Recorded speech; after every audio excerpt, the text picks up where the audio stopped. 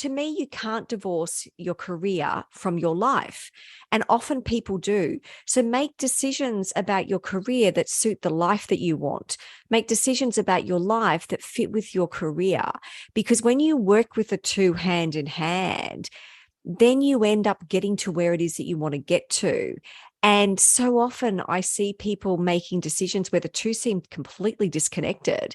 And that's a hard thing to do. So I would say, sit down, think about where you're up to now. Where is it that you want to get to? What's the role that your career is going to play with that?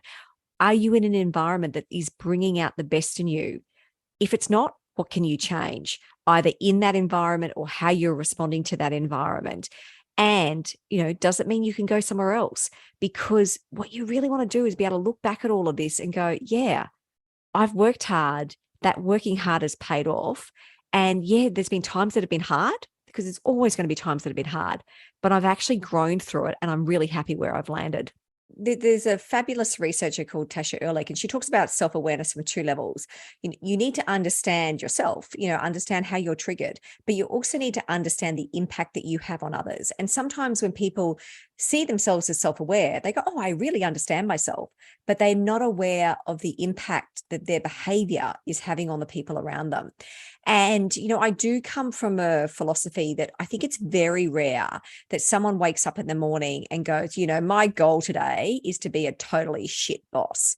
Welcome to the Get Invested podcast, where we share great conversations with experts from all walks of life to uncover their secret know-how and where they invest their time, their skills and their money, and the benefits that this has created.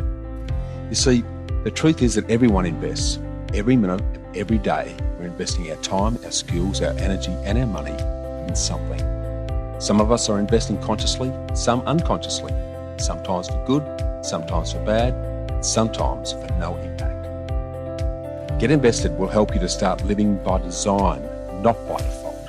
I'm going to help you to make it happen, not let it happen. You'll hear the top tips on how you can live with conscious intent so that you can live more, work less, and leave a living legacy by investing now.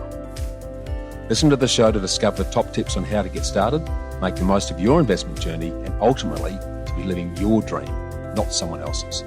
More episodes can be found on iTunes or at bushymartin.com.au/get invested. Thanks for listening, and now let's get invested.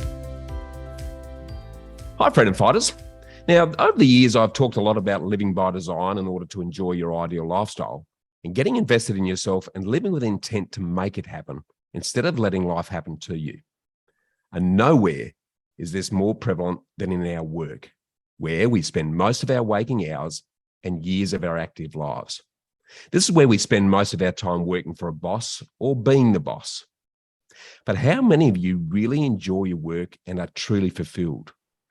When you wake up in the morning at the start of another week, do you leap out of bed and do the Toyota jump at the prospect of a great Monday? Or do you groan, roll over, hit the snooze button, pull the pillow over your head and wish it was Saturday? Chances are that your feelings about your work are greatly affected by your boss. Or if you're the boss, how you handle a mantle of leadership and responsibility greatly affects you and those around you. Because let's face it, we've all worked for one, been one, or are one, the bad boss, even if we don't like to admit it. We've all experienced bad bosses that are disorganized or dysfunctional, or they just can't control their temper. They steal your ideas and rarely, if ever, acknowledge or appreciate your efforts. Worse still are the bullies who intimidate you and generally make your life a living, working hell. From Gordon Gekko and Wall Street to Mrs. Burns and The Simpsons, a bad boss story makes for good drama and even great comedy, but in real life, it's no fun at all. It can be downright miserable because a bad boss makes you dread going to work, impacts your self-esteem, and over time, affects your mental health. And let me confess, I was once one of those horrible pain in the butt bosses. Back when I was an ambitious perfectionist architect running a busy practice and complex projects about 30 years ago, I really made life hard for myself and everyone around me, and I didn't even realize it. I was relentless on expectations and workload, and I kept my team members at a distance. I didn't have enough time for them, nor did I try to get to know them. When I was promoted into a director's role, and I'd be stretching the truth to call myself a leader back then, I had absolutely no idea what I was doing. I loved the idea of being someone others look to for direction, but I simply wasn't equipped with the leadership skills to actually be that someone. I made it up as I went along, and I had a few hits, but many more misses. Now, like most people, I didn't deliberately set out to be a bad boss. I just didn't know any better. And my perfectionism and single-minded ambition were an absolutely toxic combination.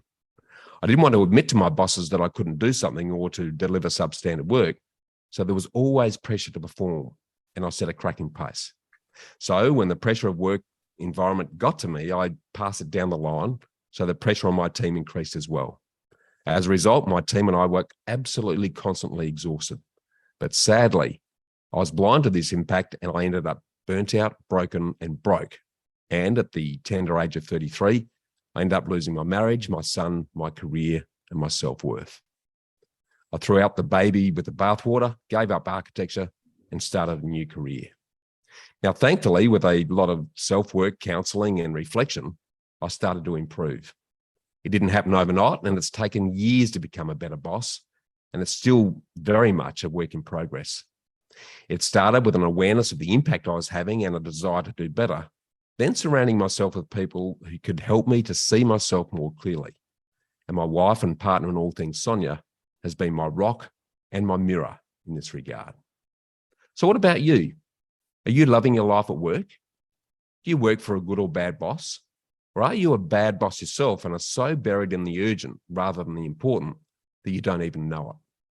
Do you have worries on multiple fronts like your job security, performance, outcomes, and reputation? Do you have fears and frustrations about your relationships? Because the reality is that we all report to someone and we all face challenges. And with recent role models like Donald Trump, Boris Johnson, and Putin, it's obvious that the world is in desperate need of good leaders, because clearly there aren't many. I'm talking about leaders who will challenge standard top-down authoritarian practices in organisations, leaders who are willing to get invested in tackling the big issues we face as humans, and leaders who want to bring out the best in their team, because they know that when their team members thrive, everyone benefits. And at the same time, the world needs happy, healthy, and engaged workers who bring their whole and best selves to work every day. Workers who do their best and are at their best. To capture all of this, it's obvious that to live more fulfilled lives, we need to get invested in better bosses. So to help us deep dive into this much needed but little understood subject, we're joined by the author of Bad Boss, What to Do If You Work for One, Manage One, or Are One. I'm talking about Michelle Gibbings, who's bringing back the happy to workplace culture. Michelle is the author of 3 books. She's a global keynote speaker, and she's on a mission to help leaders, teams, and organizations create successful workplaces where everyone thrives and progress is accelerated. So welcome, and let's get invested, Michelle. Sounds good. I'm ready. Now, I'll be honest straight up, I plagiarized some of that intro straight from your book because it was so inspiring and so sort of nailed exactly how I felt in times gone by that I thought it was a great way to kick it off. But Michelle, to get things underway, can I sort of get you to give us a quick rundown on what you do differently, and most importantly, why you do what you do? I think I'll start with the why. And part of it is my history. So I spent many, many years in corporate, and I had the privilege of working in some amazing organizations, some great teams with some awesome leaders. I also had the flip side. I had times when things were very, very challenging and some not so good leaders that I was working with as well.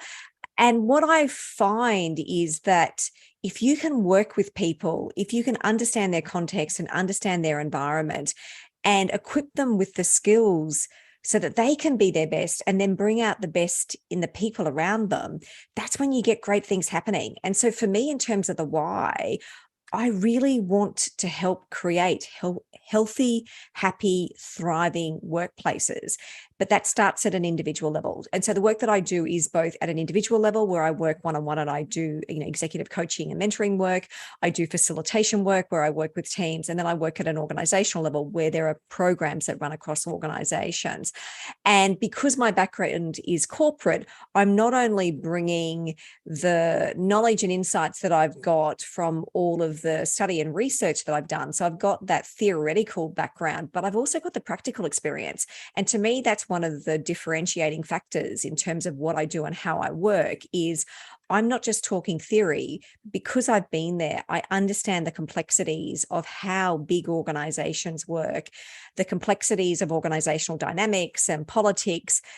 I'm coming from real life practical experience. And that's really powerful because I can put myself in the shoes of the people who are going through the situations and understand where they're coming from. And often that's what my clients will say to me. They'll go, wow, how have you just done that? I don't know how you've just managed to sum up my entire working environment in a couple of sentences and you haven't worked here before. Yeah, love it. Love it. Well, we're going to dig into some of that shortly as we sort of go back through your journey. But before we do that, I'd love for you to share something unique or interesting about yourself that you've never shared publicly before. That's a really hard question because I feel like I talk a lot, and I think I'm a pretty open person.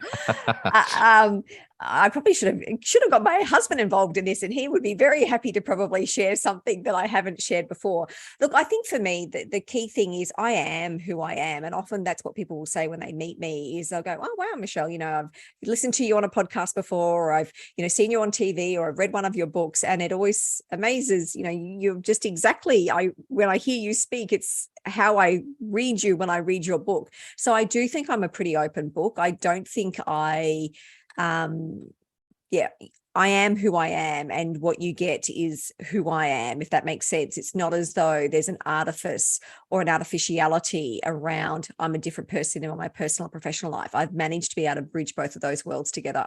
Yeah, love it. Okay, well, let's sort of dig into your background in a bit of detail when given, the obvious impact that your practical hands-on experience has in helping others.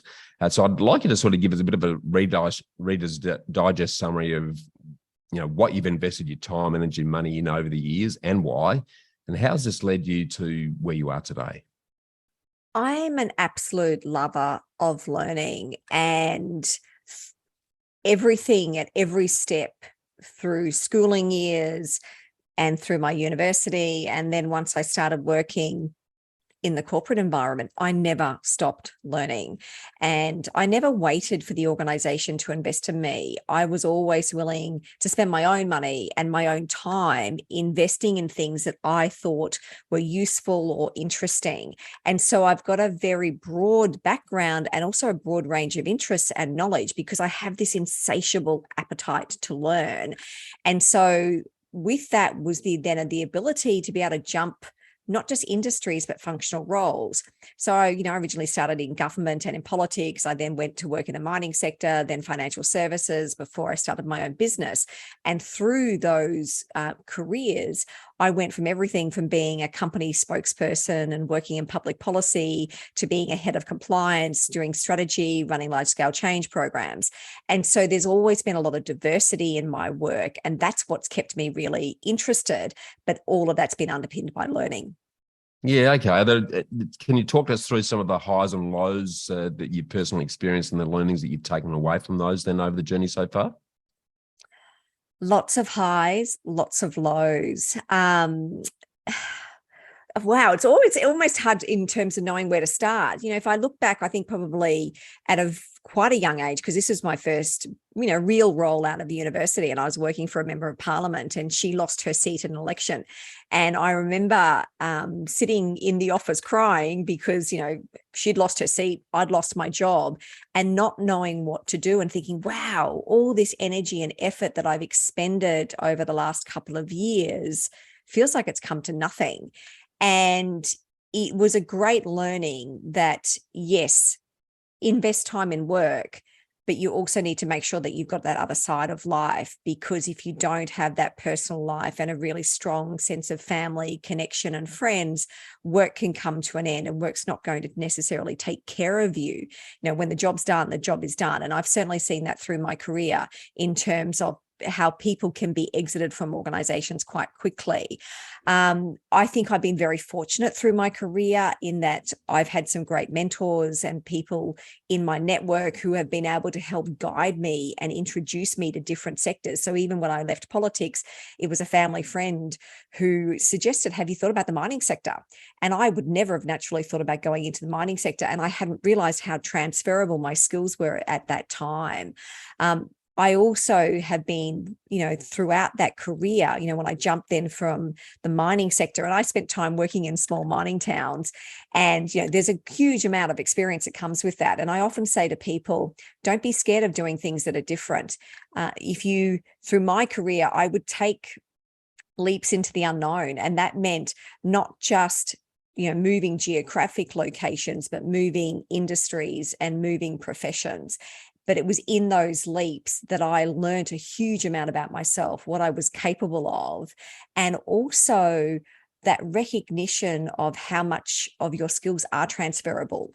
And, if I look at myself when I was leaving university, if someone had said, Michelle, map out your career, I would never have been able to map this out. And I often say to people early in their career, we're often told to look at the 5-year plan, the 10-year plan. I think that's very hard to do when you are quite early in your career, because you don't know what the opportunities are that are going to come to you or be in front of you. So just be open to what's coming next and then work hard, because when you see the opportunity and you work hard, that next big opportunity comes. Yeah, absolutely. Well, given the sort of the theme of our chat today, if you look back on your working history prior to working for yourself, can you tell us a little bit about the good bosses and the bad bosses and the learnings you took from them? The boss who sticks out in my mind was the one who really challenged my notion of what it meant to lead. And I was still quite early in my management career at that time. And, I deliberately use the term management, not leadership, because I certainly wasn't a leader at that point. And she said to me, Michelle, I get you're ambitious and I get you want to do a good job. That's great. But no one's going to really remember the work, the output, because when you leave, someone's going to come into this role. They'll do it differently. They may even do it better than you. The bit that's going to stick with your team, and in some respects, she was channeling the words of Maya Angelou in this regard. She said, the bit that's going to stick is how you make them feel. Are you helping them get to places in their career that they can't get to, but for the fact that they've worked with you? And it was a real wake-up call for me, because I sat back and went, wow, I had realized that I was spending far more time on the task and less on the people. And so I flipped it. And I found that the more I invested my energy doing one-on-ones, really understanding my team, not just at a team level, but at an individual level. Who were they? What motivated them? Where were their hopes and fears and dreams as it came to their career? And how could I help them navigate that? The more I invested in that knowledge and those insights and really helped them, the work just got done. It also built loyalty, because if they know that you've got their back, if they know that you're really there for them, they will help you. When you're, struggling under pressure, they're there for you. They're going to stay back. They're going to do the work. And so for me, from a learning perspective, this person, I haven't worked with her for probably 15 years, and we're still connected. I still talk to her at least once a year. Yeah, I love it. Well, you've touched on mentors a couple of times. I'd love for you to talk to us about how important mentors have been to your success and how they helped you in relation to what you're doing now.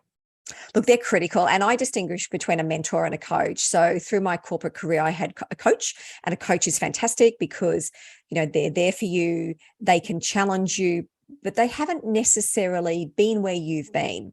And so they can help you generate your own insights and that sense of self-awareness. But a mentor is really someone who's been where you've been.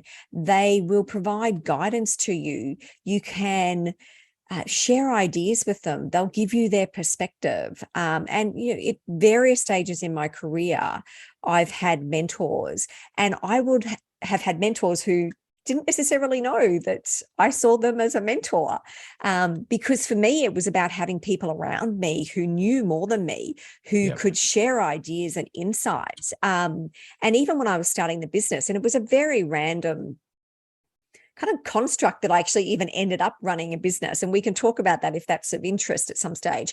But for me, my financial planner, very early in the piece, when I was left corporate to set up the business, he was instrumental, and he became a mentor in a different way to what a financial planner would probably normally play, because he was giving me ideas about the business and about things that I hadn't thought about that really helped set me up mentally for what I was about to embark on. Yeah, love it. It's really sort of testing you in areas that you wouldn't be capable of thinking about yourself. Now, as a very slight aside, while we're on the subject of mentors, if you're listening and you want to ensure that you're optimizing your investment approach, either as a first-time investor or as an existing investor who's struggling to make it work, feel free to join me on a bushy blockbuster for an hour of power to talk with me personally on any questions, queries, or issues that you'd like to discuss. And so you just click on the link in the show notes or jump on knowhowproperty.com.au, hit the purple book appointment button, and then click on the Pathway Finder option, and our team will be in touch to book you in for a preferred time for just $295. You can ask me anything you want on property finance or investment strategy for a full 60 minutes. Now, sort of getting back on track, Michelle, I'd love for you to talk to us about how you would define sustainable success. What does it mean to you? It's such a personal definition. And for me, I love the fact that you've put sustainability in front, because you can have short-term success and blow yourself up in the run, because you work too hard or you destroy relationships in the process. And for me, sustainable success is very much about, it is life by design. It's being very deliberate about the choices that I make. And one of my keywords is freedom. I need the freedom to choose. I need the freedom to be me. I need the freedom to be able to say yes or to say no to things. And part of having sustainable success means I have that freedom. That means I feel like there's been a lot of work and a lot of effort and a lot of very deliberate decision making that has enabled me to get there. But I think, it's really important for people to define what success means for them, because it's so personal. And some people, I think it's very easy to get caught up in that sort of rat race of, oh, well, I've got to have the biggest this or the biggest that. And, the one thing I often, Craig and I, who's my husband, we often talk about when we're trying to make a decision. And I'll say to him, if we do this, will it overly complicate our lives? And if the answer to that is yes, then we don't do it. I don't want a complicated life. And I see a lot of people who go for things and their life then becomes really complex and therefore stressful. And I think if that's what you want, go for it. And I really hope you're happy. That is so not me. I'm right with you there, Michelle. Having pursued the stressful exercise many years ago, I avoid it like the plague. But you've touched on a couple of things there, and you're probably living this already. But I'd love for you to paint us as vivid a picture as you can of what your ideal lifestyle looks like and what your life vision is as you see it at this point in time. I often think I am so blessed.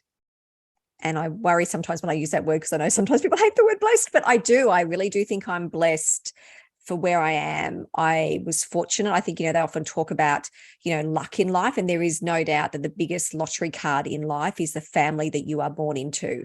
Yeah. I was born into a family where My father came from nothing, and my mother's family was probably a little bit more established than my dad, but my dad is super, super, super smart. And he taught me a lot of life lessons around, save more than you spend, work hard, all of those very sort of strong ethics about the choices that you're making in life. And I feel like all of that gave me a really good grounding then for the decisions that I've made later in life. And so this life by design, it is very deliberate around, I love what I do. And when I made the choice to leave corporate, it was a big decision. But at the same time, when I say it was a big decision, it was a really easy decision. And I still remember because I was at a meditation retreat and I'd been in an environment that was very toxic. It was a very hard environment. I didn't enjoy it. It didn't bring out the best in me. And I had orchestrated an exit. It was a bit messy. I was very worried about reputational damage when this was all going down. Yeah. And I was at a meditation retreat and I came home from the meditation retreat and I said to Craig, I'm done. And Craig goes, done with what? And I said, done with corporate. And he goes, excellent. What are you going to do? I said, I'm going to open a business. And he goes, in what? I said, I've got no idea. And that is literally how I started. I knew my career drivers. I love learning. I love being challenged. That would never change. But I didn't need that security piece that had often been a big driver for me. What I now needed was autonomy. And the only way I could get autonomy was to work for myself. And so when I left corporate 8 years ago to do what I'm doing now, I saw what I'm doing now as this is what I will do until I stop working, because I've got the ability to flex it up and flex it down. At the moment I'm doing a PhD. A lot of people kind of look at me and go, you've got to be kidding. Like, why would you do a PhD? You've got 3 books. Do you really need a PhD? But I've always wanted to do this. My husband squarely puts me in that kind of nerd category. He does that with love, but he always goes, how did I end up with you? Like, seriously. But for me, having that ability to be able to learn and travel, and I look at the things that I get to do with work now. I've been overseas to different parts of the world with work, which I wouldn't have been able to do if I'd stayed in corporate. I've got flexibility, as my parents are getting older, I've got the flexibility to be able to spend more time in Brisbane with them. They're just that, I'm not beholden to anyone else apart from the choice of really how much I want to grow the business and how quickly and what the shape and nature of that looks like. And that's, conversations that Craig and I have all the time alongside the conversations that we have around investments and where we're going and what's his work doing. So we very regularly have conversations around what next? What do we need to do? Are we on track? Are we off track? Love it. Love it. Now you've touched on some key elements there that, freedom, autonomy, flexibility. What's been your investment strategy in terms of, attaining and maintaining this so far and where that will continue to go then, Michelle? Very basic. Save more than you spend. Be very clear what is an asset and a growing asset versus what can sometimes people think are assets but are actually liabilities, a la often expensive cars. And don't worry about what anyone else is doing. And, I used to see it all the time when I was working in corporate, this sense of having to keep up with people. And I often found, I think people couldn't quite figure me out because, when I was working in corporate, all my contemporaries were driving Mercedes and BMW, and I was driving a little Mitsubishi Lancer. And people just looked at me and you could see them thinking, she's on a really good wicket. And what is she doing? And I'd be going, I don't need a big car. I don't need it. It's not something that interests me.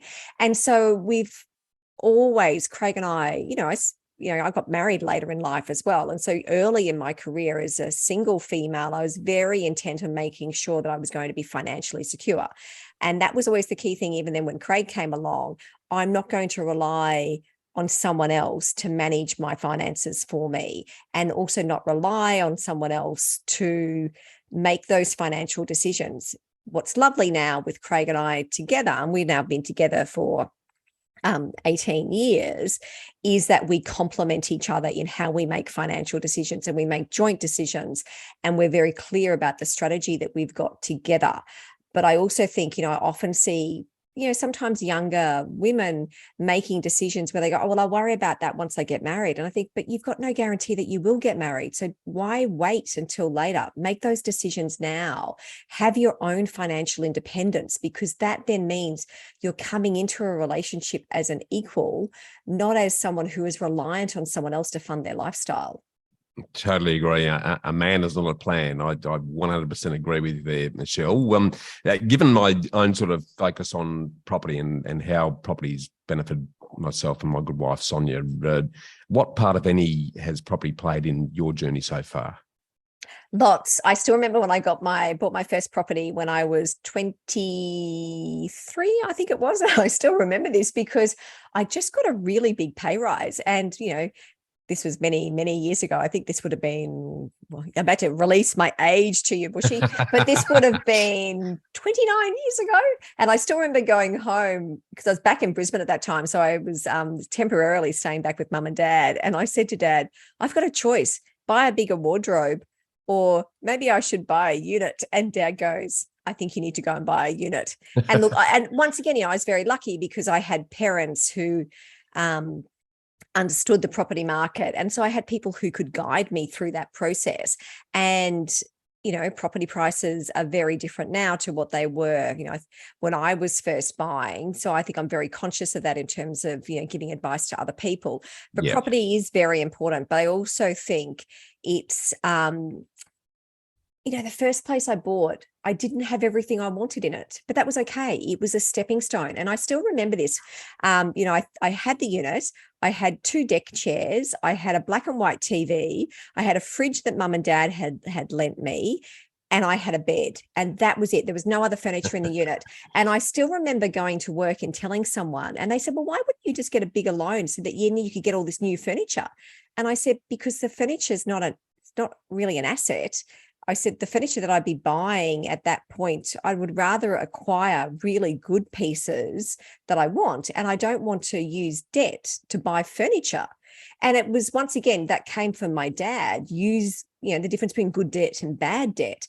And so it was interesting because for me, once again, there were lots of people around me who were saying, oh, you just don't worry about it. You've already taken out a loan, just add more. But I didn't need more.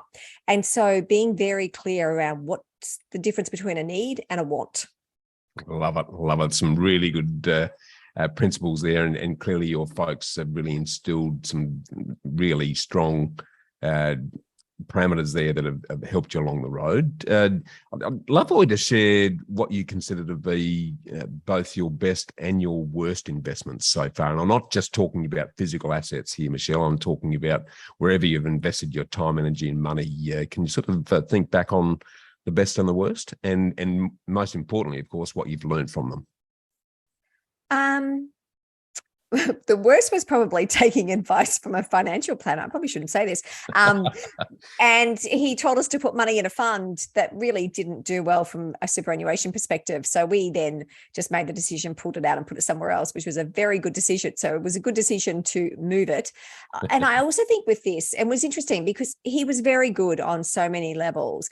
And he used to always say, Michelle, you are one of the few clients I have who actually reads the statement of advice, who actually reads the fine print. And I would always say to people, read the fine print. I mean, I've had issues where we've done refinancing for loans and you read the refinancing, that documentation that's come from the banks, and there's errors in the documentation. Yep. And so never sign anything that you don't understand. Get a second opinion, and always, always, always read the documents, even if you think it's going to be mind-numbingly boring.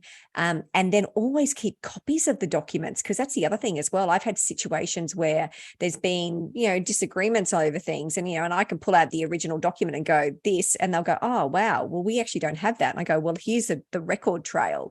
So I think all of that kind of stuff, filing systems, doing your due diligence is really important. Totally agree. And very few people make the time now. You're absolutely right. We've got a finance broking arm of our business, and the number of mistakes that we find in loan contracts and loan documents is staggering, to be perfectly honest. And most people just go, oh, that's a phone book. Where do I sign? So very interesting. And I'd love to now sort of segue into your favourite topic, and one that I've got a real interest in myself, and that's around the old leadership exercise and our big bad bosses. So I did sort of kick off in that area, Michelle. What mistakes do you see people making when it comes to leadership and being a boss? I think one of the hardest things is a lack of self-awareness. Often there's a fabulous researcher called Tasha Ehrlich, and she talks about self-awareness from two levels. You need to understand yourself, understand how you're triggered, but you also need to understand the impact that you have on others. And sometimes when people see themselves as self-aware, they go, oh, I really understand myself, but they're not aware of the impact that their behavior is having on the people around them. And, I do come from a philosophy that I think it's very rare that someone wakes up in the morning and goes, my goal today is to be a totally shit boss. It's people don't, unless you're kind of in that sort of narcissistic kind of pathology. But what often happens is people are in situations that are stressful. They're out of their depth, or there's just an unusual context and environment that isn't bringing out their best, and they're reacting to what's going on around them. And that reaction is then having a negative impact on their team. Yeah, extremely well said. That awareness piece. We like to think we're aware, but we're often so lost in the hustle and bustle that we're really not thinking about exactly how we're coming across, or thinking about how other people might be perceiving us. And I've often said there's three sides to every story. There's my side, your side, and the truth somewhere in the middle. Yeah. And that awareness piece is something that very few people focus on. Let's sort of jump right into your great book, Bad Boss. Having sped read it now, I've really enjoyed some of the key messages that have come out of it. I'd love for you to share with us, why did you write it? What are the key messages you see it, and who's it best suited for, Michelle? I remember I was sitting up on the Gold Coast with my family, and I was having a chat to my brother-in-law, and he goes, I've got the title for your next book. And I said, oh, okay, what is it? He goes, Bastard Bosses. He goes, everyone's worked for one. It'll be a bestseller. And it was interesting because my publishers weren't exactly keen on the title. They said, I don't think we can go with that title, but maybe Bad Boss. And when I thought about it, for me, and this is comes through in all the books that I've written, there's a personal element to it. And so it was written in three clear parts: that if you're working for one, if you are one, or if you manage one. And I had been in all three. I've worked for a bad boss. I've been a bad boss. And I've managed bad bosses. And the reason I wanted to put it together is it means that even if you're in the situation where you're working for a bad boss, I really encourage people to read the other chapters or the other sections, because it helps you see the world through their eyes. And the book is not designed to be see, you're bad, I'm great. It's not that sort of adversarial book or anything like that. It's very much designed so that each person comes to their role with the intent of, I really want to understand what's going on for the other person. How do I help them? What am I contributing to the dynamic? And therefore, what might need to change in me if I want this relationship to be better? And if I can better understand where the other person is coming from, does that then mean that I'm able to adapt how I respond to the situation and therefore end up with better outcomes? So that doesn't excuse and say, let people get away with being a bad boss or anything like that. But it's really helping people go, let's be really clear about the lens that we're using to view the situation. Let's use all of the resources that are around you so you can genuinely try to get the best outcome for all involved. Yeah, there's some great info in the book on the impacts of bad bosses at whatever level. Are you able to elaborate on some of those for us so that we really understand the impacts that this is having, not only on lives and organisations and businesses, but generally? Look, I mean, it's huge. And, the book was written a couple of years ago, and some of these stats, they still hold. Gallup Institute, which is a global institute, which is based in the US, they, in one of their latest reports, found that 82% of employees find their leaders uninspiring. and only 15% of employees are engaged at work. And we know that if you've got low levels of engagement, you have lower levels of productivity. And what we also know is that when you have low engagement, low productivity, that then impacts a whole raft of other factors in terms of client engagement, staff retention. And so if you want to have an environment where you do good work, you have great outcomes for your customers, you need to have good leaders. And, there's often that old adage, people don't leave a job, they leave their boss. And so often we see that. And when you've got an environment at the moment where across the country, we've got a really tight labor market and we've got a high skills shortage, you want to be looking after the people who are in your team, because if you don't, they've got options. Totally, 100% agree. I've often said that, a lot of people, some people quit and leave, but a lot of people quit and stay. And the ones who quit and stay are actually worse because they're miserable and unhappy themselves. And the sort of ripple effect of that has a negative impact on the business, on their interaction with their clients and customers. It's just a bad place to be. But look, Michelle, you've sort of run through some really good description of some of the leadership myths of the modern workplace. I'd love for you to share some of those as well, if you don't mind.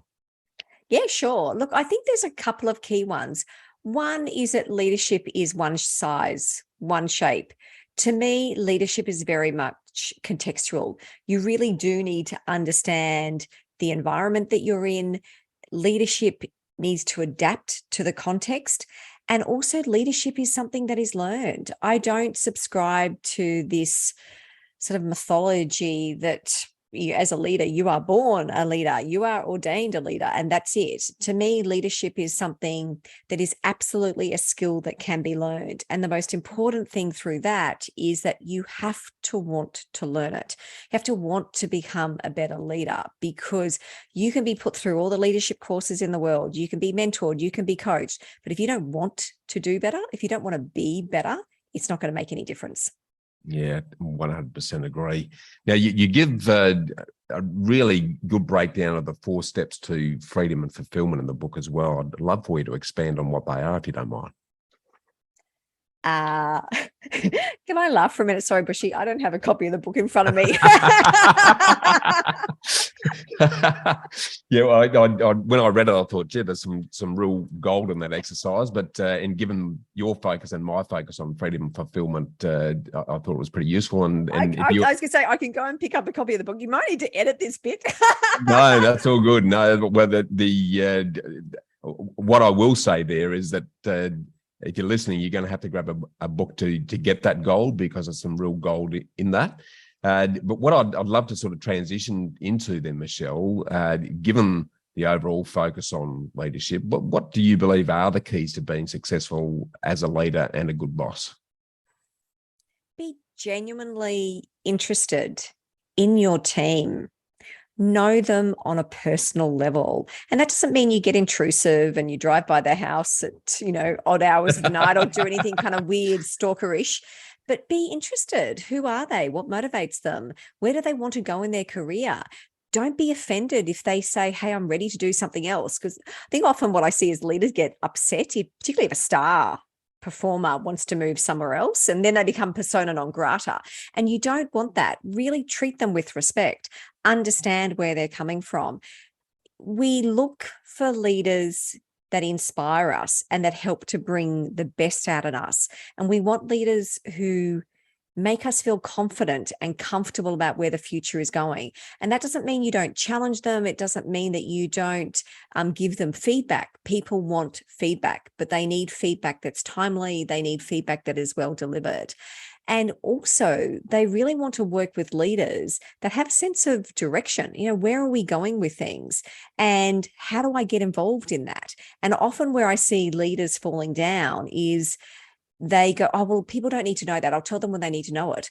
And the people around them are going, but I feel like I'm operating in a vacuum. I don't understand how this piece fits with this next piece. So give them context and trust your team. When you build trust with your team, when you give them the right capability, when you give them that confidence that you know that they can do it, you can be surprised as to what people can achieve. So back your team and they'll back you. 100% agree. I know in our own business, we call it a circle of safety, but we see leadership as bottom up, not top down. And if we're creating an environment where the team feel comfortable making mistakes and learning from them, and giving them the autonomy to be able to make decisions without having to sort of come back to you all the time, they enjoy their work a lot better. And their interface with our clients and whatnot is a lot stronger as well. So love your thoughts around that. Now, you sort of give us a really good framework that we can use in the book when it comes to looking at today's working world and a bad boss situation that can help us to advance our relationships. Can you sort of give us a rundown on what that framework looks like? Yeah, sure. And the frame sits as a frame across each of those three sections. So the first part is to really assess what's going on, what's the impact, what might be the cause. And you really challenge yourself in that part around, is it me? Is it the environment? What am I bringing to the table? What's going on for the other person that's involved? Then the next phase is very much around strategizing, because you do need to look at options, the options in terms of how you improve the relationship, the options in terms of what might need to change within you. And then particularly if you're in an environment where it's you working for the bad boss, well, some of those options might be you start to think about, do I need to go somewhere else? Is there an exit part in this? If it's you managing a bad boss, part of the strategizing is really what are the coaching that you're going to put in place? What are the mechanisms that you're going to establish to actually really help support them to become a better boss? Then there's phase 3, which is all about the action. So this is where you're putting in place that chosen approach, all while you're making sure that you're taking care of your mental health and well-being. And that's really paramount, because if you're working in a toxic, challenging environment, it can really take its toll. And then lastly, it's the reflection. And this is where you sit back and go, given where I've been, the issues that I established right at the front when I started working through this, have I made progress? And if you haven't made the progress, does that mean that you need to go back to those strategies? Do you need to adapt? Do you need to do things differently? Or is it that you need to look at exit? And that exit might be for you if you're working for the bad boss, or if you're managing a bad boss, is it that you go, that person's not right for the organization? And for you as the leader, if you're reflecting and going, I'm not changing, there's things here in this environment that aren't working for me, perhaps you need to look at going somewhere else as well. So, I mean, there's other options. It's not just all about exit, but that reflection piece is really critical to go, am I on track? Am I making the progress that I need? Yeah, and then the reflection is a big missing piece of most of our lives at the moment, because we just don't make time for it, but it's absolutely critical. Michelle, you also sort of break down 4 types of bosses in the book, which I think is a really good way to crystallize and start positioning where people fit. Can you sort of give us a brief rundown on what that looks like and what approach is required with each? Sure. So look, it's that kind of classic, management consultant 2x2 matrix. So it's very much looking at it from, at one end, what's their focus? Are they all about themselves? So is it a very selfish focus, or are they selfless? They're really concerned about the team and the welfare of their team. And also then what's their level of awareness of their impact? Do they have no idea as to really what's going on and their impact, or are they actually quite conscious of their impact? And the reason it was constructed like that is, through my career, I've worked with some people who, they were not a good boss, but they weren't a bad person. And they just didn't understand the impact that they were having. And so when you do the 2x2, you end up at that sort of low left-hand corner of what I call the mercenary. And this is a person who, they've got absolutely no awareness of their negative impact. They really only care about themselves, and they don't care. It's all about them. They're that sort of person who, don't get in the way of my success. Then we have what I call the believer. And this is the sort of person who I was just talking about before. They're not a bad person. They're just an ineffective leader, and they'll often think that they're doing a really good job because they care about their team, but they're not the sort of person who's going to step into a difficult conversation. They're not going to manage conflict, and they're often disorganized, and they really just want people to like them. Then we have what I call the illusionist. And to me, the illusionist is often the hardest because they know they're the impact that they're having, and they know that impact is negative. They just don't care. And they're also a master manipulator, and they're typically very, very good at managing up. It's all about making them look good. You can survive that type of environment short term if you make that person look good. Then lastly is what I would classify as the ultimate good boss. This is the liberator. And that doesn't mean that they're perfect every day, because I think that's impractical. No one is perfect every day, but they have high self-awareness. They're very realistic about where they're placed. They're very concerned and considered in their approach. They genuinely care and they put their team first. And with each of those, the approach you take does differ. So, for example, when you've got a person who's in that believer category where they're nice but disorganized, or whatever else might be that sort of deficiency, you can actually sit down and talk to them, or you can find a way to work around them. You know, when I was working for someone like that, I found, because they trusted me, I just needed to shift how I worked with them. Because they were disorganized, I needed to manage some of the workflow that was coming into the team, because that actually enabled us to succeed. Now, there were some people who'd say, well, but Michelle, that's not your role. Why were you managing the workflow? Shouldn't they have done that? And yeah, technically they should have, but I was doing that because it made my life easier. Yeah. And so with all of this, for each of those people, really understand what's the person that is in that role, what motivates them, how can you then adapt your style so that you can get out of that role what you need to get out of it. Yeah, brilliantly said, and a great way to start being able to read what sort of a leader or a boss that you are actually working with, or are yourself. What I'd love to do now, just to whet the appetite, to encourage listeners to actually go and grab a copy of The Bad Boss, is just get you to sort of, in a very abbreviated form, tell us about what we need to do if we work for a bad boss, if we manage a bad boss, or if we are a bad boss. Can you sort of give us a dot-pointed summary of some of the key aspects there? Yeah, sure. Look, firstly, if you think you've got a bad boss, I think you really do need to actually check yourself. Are you a bad employee? Because is it that the person is challenging you on how you're working, and so you're interpreting that as all about them, when in fact you're actually not bringing what you need to the party? So then next, understand what might be driving their behavior. Is that typical, or is it out of character? You know, maybe something's changed. They're not coping with what's happening around them because there's been changed circumstances, increased workplace pressure. Because if that's the case, then one of the best things that you can do is go and help them. Sit down, have a conversation and go, wow, I can see that there's a lot going on right now. What do you need from me?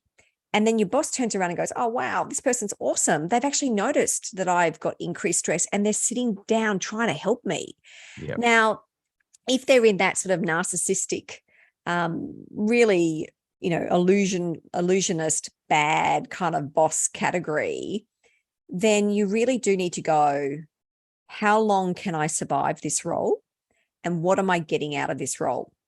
Because sometimes those types of environment, you can survive for the short term, and you might be getting new skills, you might be getting exposed to key players, you might be expanding your network, your skill set, and so it might be worth sticking it out.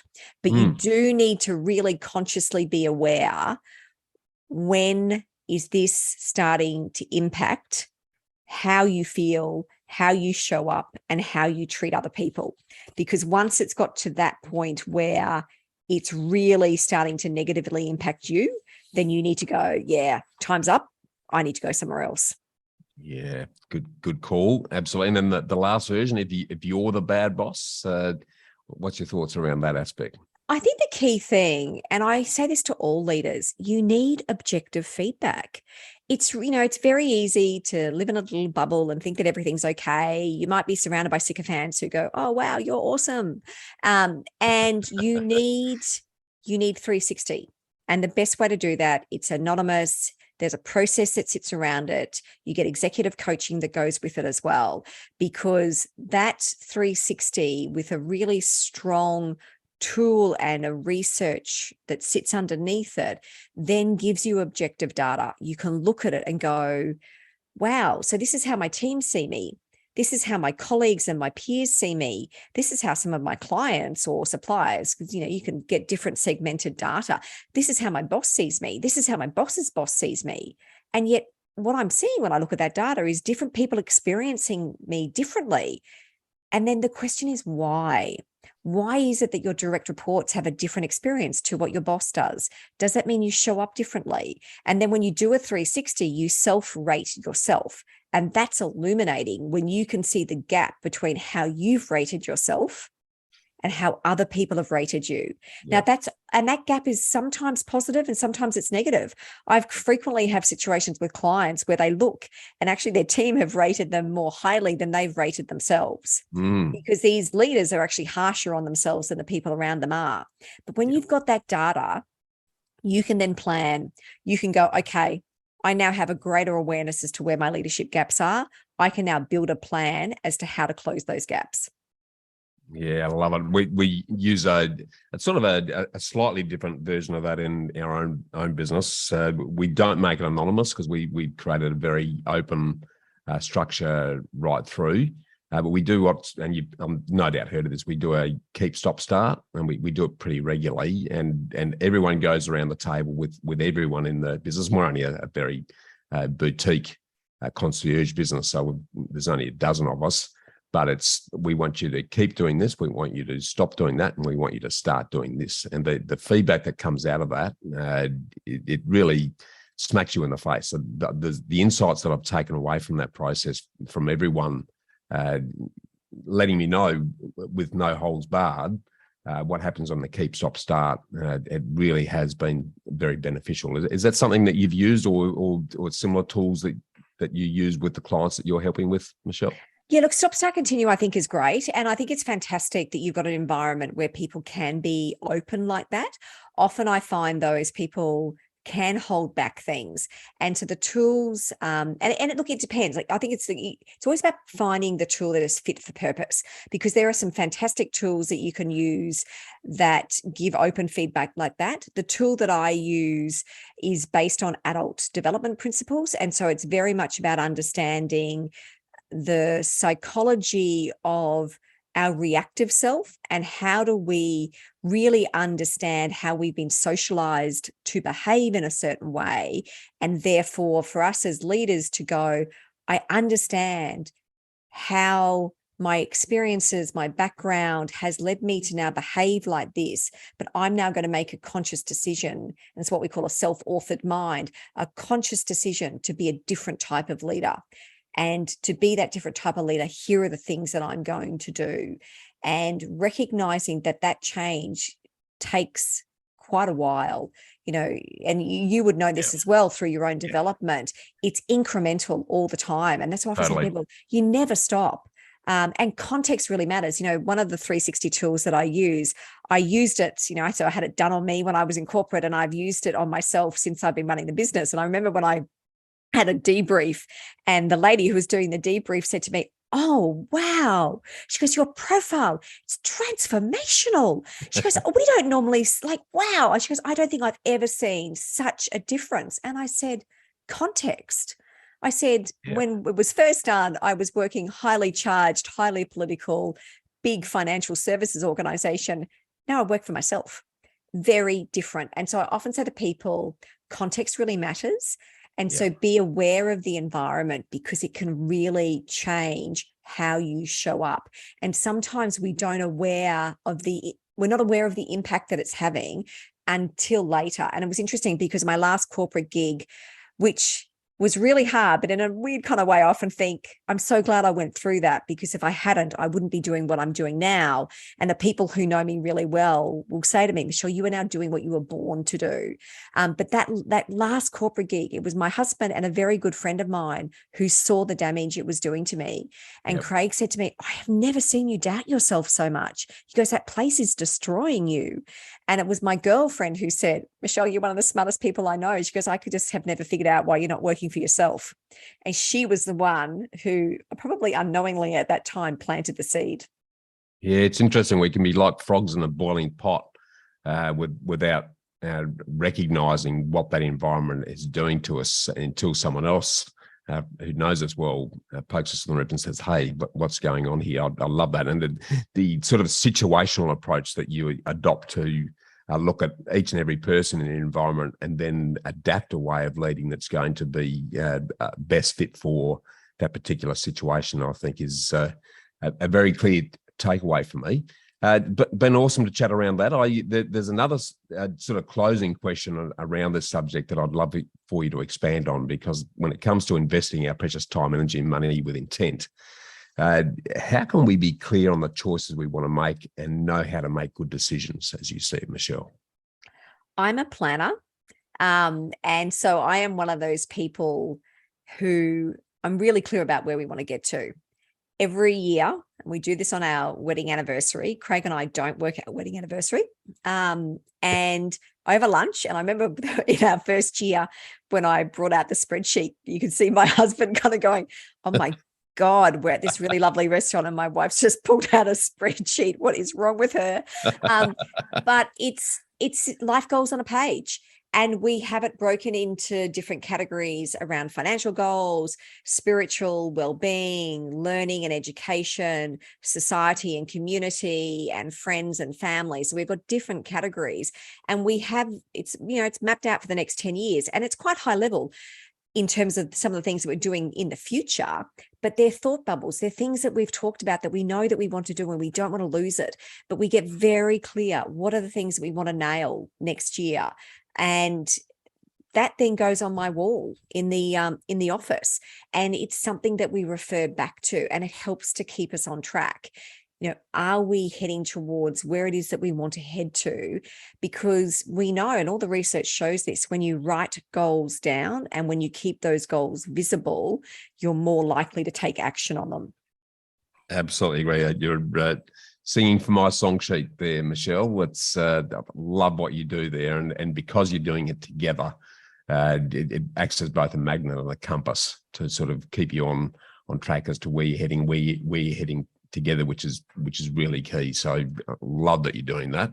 I sort of want to shift now into what I affectionately refer to as the ambush round, or the bushfire lightning round, Michelle. And that's the old podcast fast forward that most podcasts put you through. So I'll get you to tap to answer a couple of questions for me. Firstly, what's your favorite quote and why? Oh, so hard because I've got so many. And so I'm going to share a quote, and it's quite funny because the person who wrote it apparently didn't actually write it, but I still think it's an awesome quote. So it's supposedly by Viktor Frankl, who was a psychologist, but also a Holocaust survivor. Great book. Oh, yeah. Man's Search for Meaning. Brilliant book. I often say to people, very tiny book, but please read it. It's awesome. But it turns out that the quote was sort of a summation of a quote that Stephen Covey put in one of his books after reading Viktor Frankl. So with that context, whoever wrote it, thank you, because it's an awesome quote. Between stimulus and response, there's a space. And in that space is our power to choose our response. In our response lies our growth and our freedom. That's I hadn't heard that for ages, but it is a great quote. It's in the space that it comes back to that reflection piece again, that very few of us make time to do that, and we get to choose what our response is. That's absolute gold there, Michelle. You've sort of mentioned Viktor Frankl and Stephen Covey already in the literary area. What's the top book that you'd recommend that we read, and why? Oh, wow, Bushy, you're really testing me. As a nerd, like that's like almost an impossible question to answer.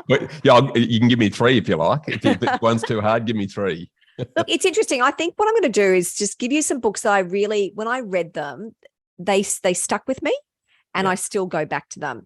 One is David Rock's book around your brain at work. It was the first book that I read that I found that was really accessible around understanding how your brain works, and therefore how to optimize how you work given how your brain works. Yeah, great. And then the next book would be by Tal Ben-Shahar, and it's a book called Happier. And it's all about how do you construct a life where you make the most out of your life. And, that whole sense, people talk about happiness as a feeling, but happiness is actually a habit, because Yes. it's really about the decisions that you're making and then the things that you're doing. And I will also include Stephen Covey's 7 Habits of Highly Effective People, because it's old. It's been around since the beginning of my career, and so many books that have been written since reference that book or take elements of that book, but sort of shift it in a certain way. It is timeless. And I often say to some of my coaching clients, if you read nothing else, read that, because there's a book that really helps set you up for success. It is awesome. Yeah, totally agree. Great read. I haven't read Happier yet, but that's going straight into my Kindle tonight. Thank you, Michelle. I'm going to really enjoy that one. And talking about that, what's a personal happy habit, rewarding ritual, or daily discipline that has contributed most to your investment success today? I meditate every morning, and I know that sounds really wanky, but I do. And I learned that when I was on the meditation retreat, and the meditation really helps center my day. And then at the end of the day, I do reflection. And when I learned to become a facilitator, I still remember in the bathroom, in the place that the course ran, because it ran for a year, there was a sign that said, warning, reflection causes learning. And so I do this reflection piece at the end of each day. And part of that is a reflection for what I'm grateful for, but part of it is also me processing what's happened. And I don't judge myself. It's just this tirade of emotions and feelings and thoughts. It's really bad handwriting. And if anyone ever tried to read it, I don't think they could decipher my handwriting. And Craig does occasionally say, what are you writing about me and that? But it's not about that. It's just getting it out of my head, because then I often find the next morning when I wake up, I go, that's what I need to do. Yeah, love it. Love it. Great practice. Great practices, all of those. Switching back into the investment flavor for a minute, what's both the worst and the best piece of investment advice that you've ever received today? I still think the best advice is the stuff that my dad used to say around save more than you spend. It's that simple. I think the worst advice is when you see people follow the market. Don't follow the market. We are irrational, as all of the expertise through behavioral economics shows. We are irrational as human beings. Don't worry about where the market is going. Just be really clear that you're investing in solid and good assets, and do what works for you. Yeah, and that last piece is the most important one. Do what works for you. That's a piece that a lot of people really don't get their head around. And then choose an investment vehicle that suits them and their style. So very wise words of wisdom there. Thanks, Michelle. Michelle, it's been an awesome chat on leadership and the good old bad boss subject. So if we reflect back on our awesome conversation today, what would be your key takeaways and immediate actions that we need to take?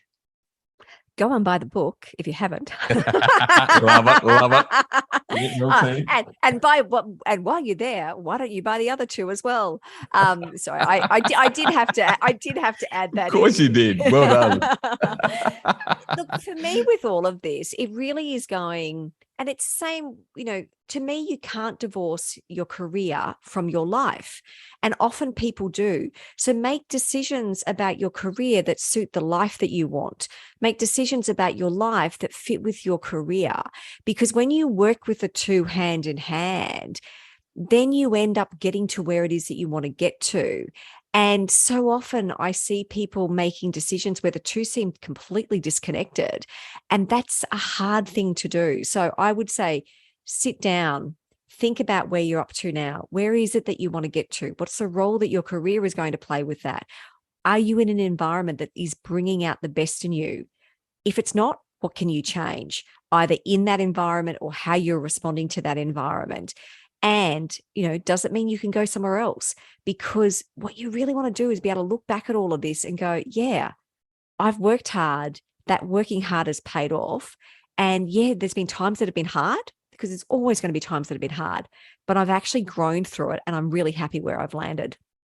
Yeah, I love it. It's very sage advice. For those that, like myself, who really resonated with your message today, Michelle, how can listeners find out more and get more involved with you? I'm across all of the usual platforms, Insta and Twitter and LinkedIn. But the best thing is to go to my website. So if you go to michellegibbings.com, you'll find access to the courses that I run, the programs that I run, and also access to all of the books as well.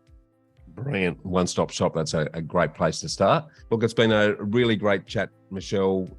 Really enjoyed you sharing that with us. And it's really opening our mind to the opportunities we have to improve our work environment, given how much of our time we spend with that. So thank you again today, Michelle, and look forward to keeping in touch.